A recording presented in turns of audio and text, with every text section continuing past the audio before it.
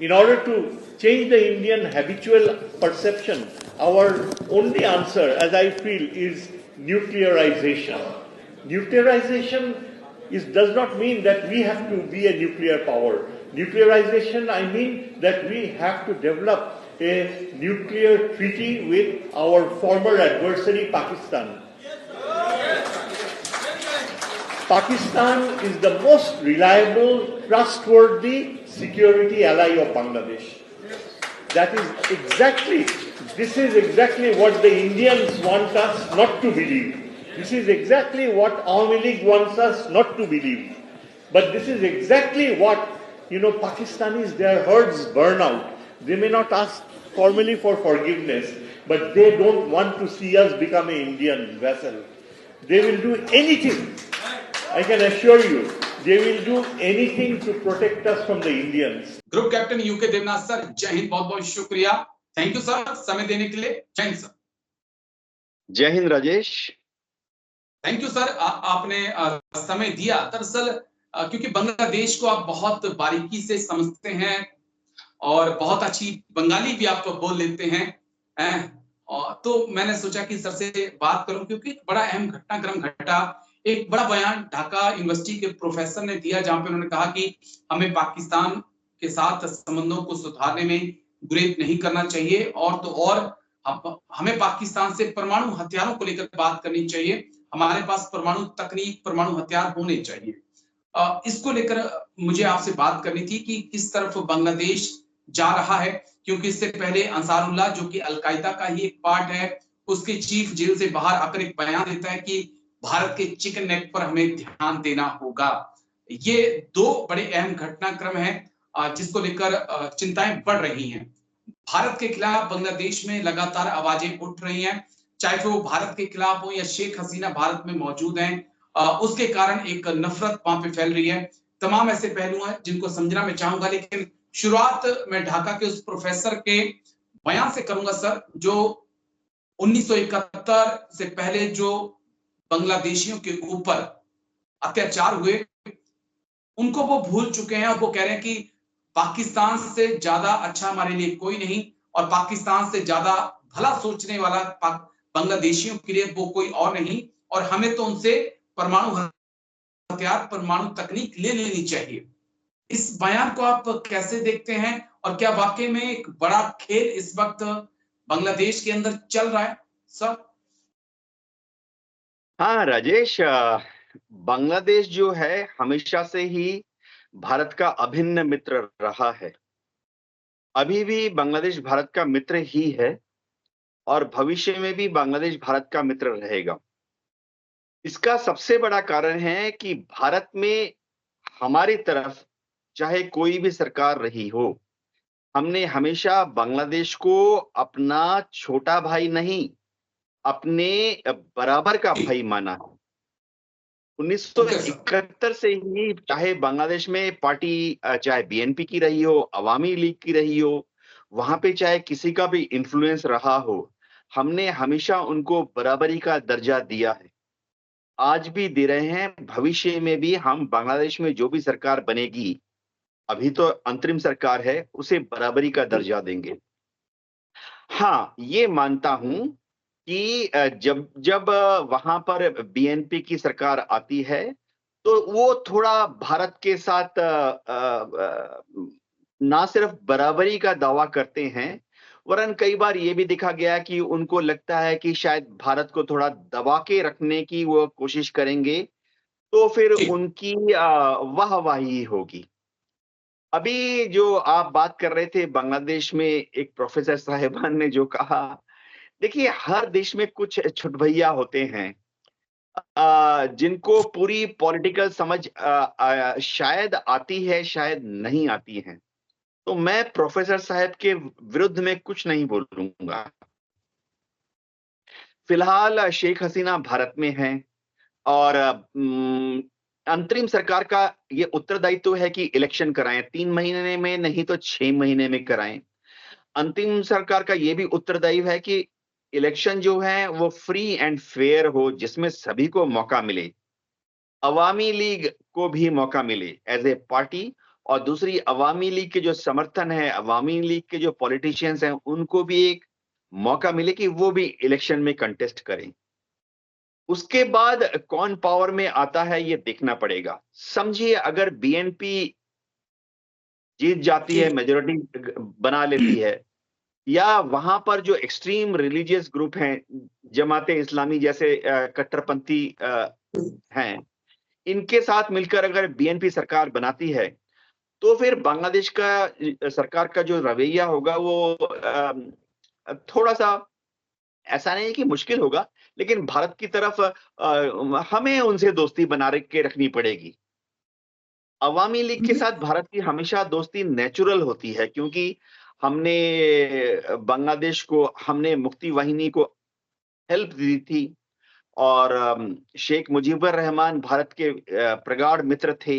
उनकी बेटी हसीना भी भारत की मित्र रही हैं।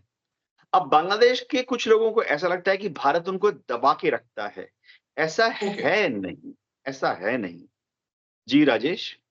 मैं एक बड़ा अहम पॉइंट आपसे समझने जा रहा हूं सर, और शायद इस चर्चा का सबसे अहम पॉइंट है, और इस मुद्दे पर कोई बात नहीं कर रहा है, लेकिन जो चीज, अगर जमाते इस्लामी एक कट्टरपंथी सोच, उसके पीछे पाकिस्तान की मौजूदगी, बीएनपी भी पाकिस्तान के पक्ष में रहती है, इस चीज को हम नकार नहीं सकते। और अगर ये दोनों पार्टियां वहां पर सत्ता में आती हैं और प्रस्ताव सदन में या संसद में लाया जाता है, पेश किया जाता है, कहा जाता है कि बांग्लादेश पाकिस्तान का फिर से हिस्सा बनना चाहता है, फिर भारत के पास क्या ऑप्शन होंगे सर? क्योंकि दोनों तो चाहते हैं, खुलेआम कहा जा रहा है सर। तो अगर ऐसा होगा, फिर भारत के पास क्या ऑप्शन है सर? हाँ राजेश, बीच-बीच में बांग्लादेश में जो फ्रिंज एलिमेंट हैं, जमाते इस्लामी है, उनका बांग्लादेश में प्रभाव बहुत ही कम है।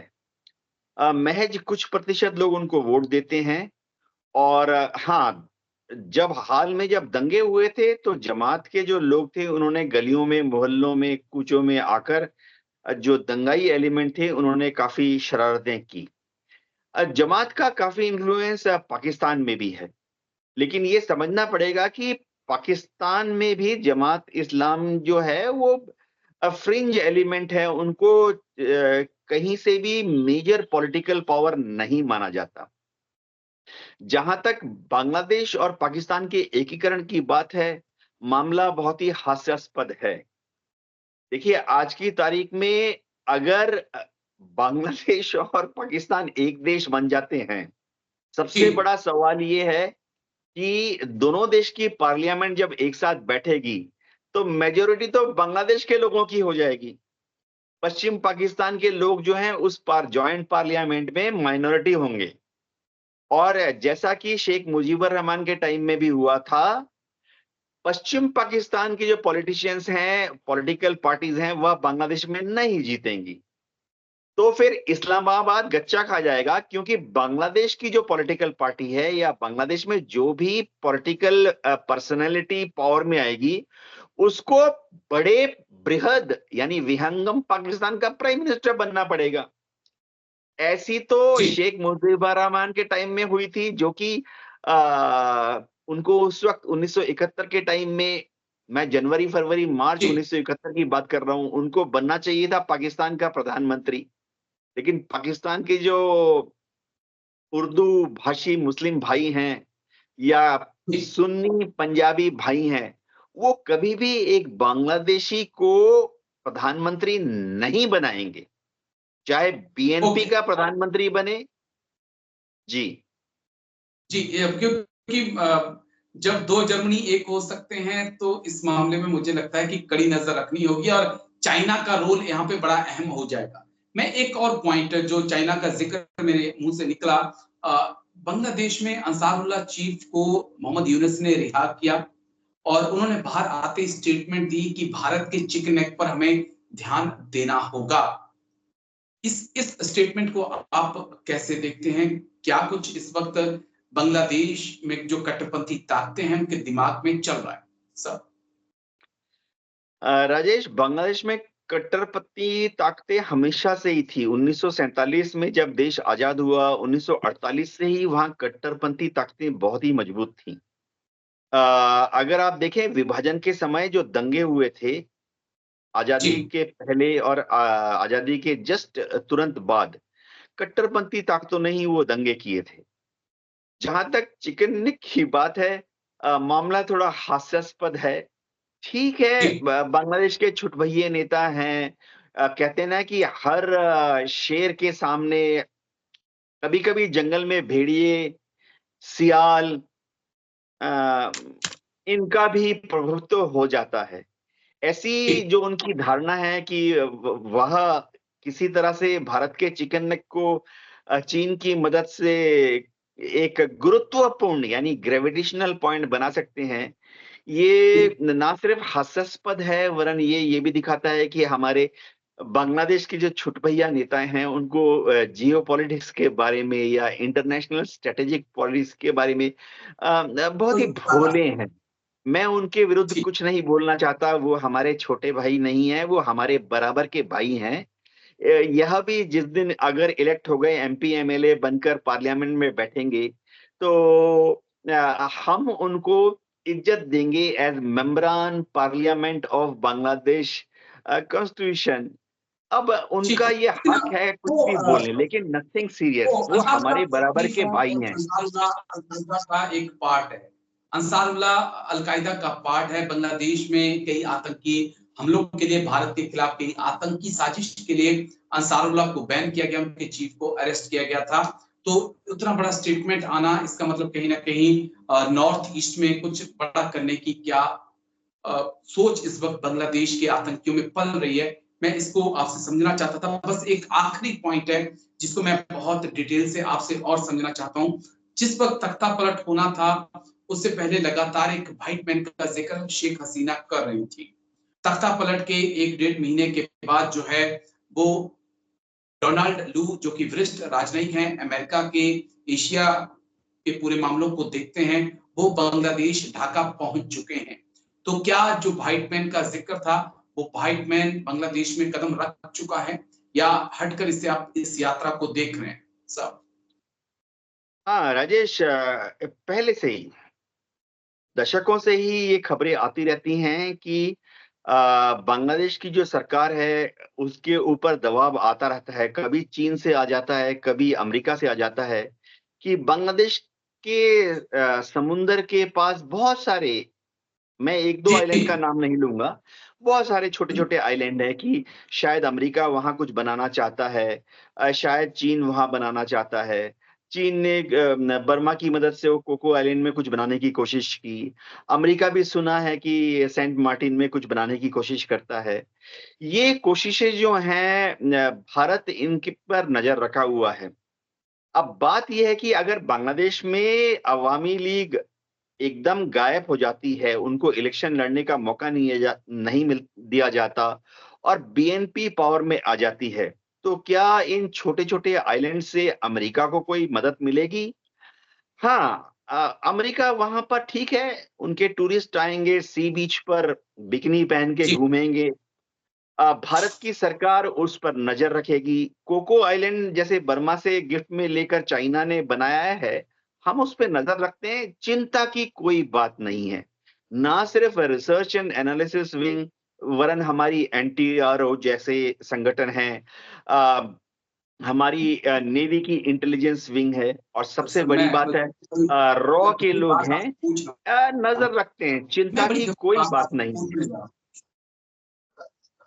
मैं बड़ी गंभीर बात आपसे पूछने जा रहा हूँ क्योंकि आपकी अग्नि, पृथ्वी आपकी जितनी ब्रह्मोस, जितनी सुपरसोनिक मिसाइलें हैं, सबका टेस्ट यहीं से तो होता है उड़ीसा या आगे हम चले जाएँ।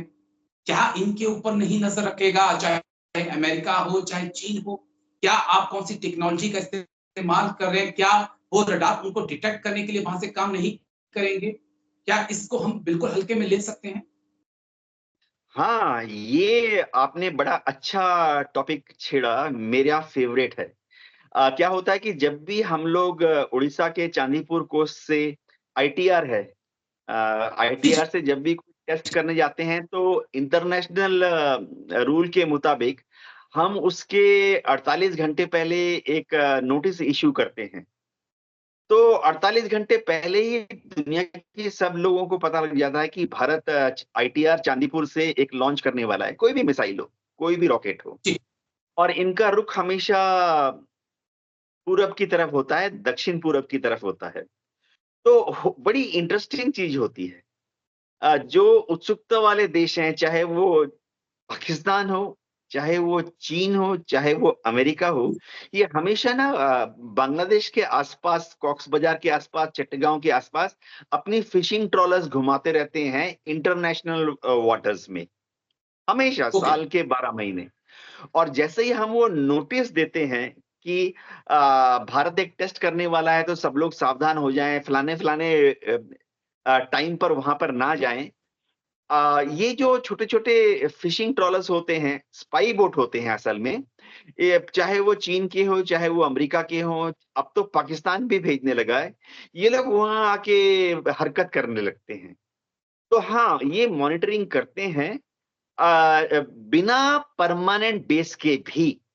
बांग्लादेश ने अभी तक ओके। उनको आइलैंड नहीं दिया है, लेकिन इसके आइलैंड के बगैर भी इनकी जो स्पाई बोट्स होती हैं, फिशिंग ट्रॉलर होती हैं, वो नज़र रख रहे हैं। तो ठीक है। मैं बताता हूँ हम क्या करते हैं। ऐसे मौके पर हम क्या करते हैं कि जो उस एरिया में ट्रॉलर्स, फिशिंग ट्रॉलर्स घूम रहे होते हैं, हम उनके पीछे हम हमारी नेवी के सूंघने वाली इंस्ट्रूमेंट्स को लगा देते हैं।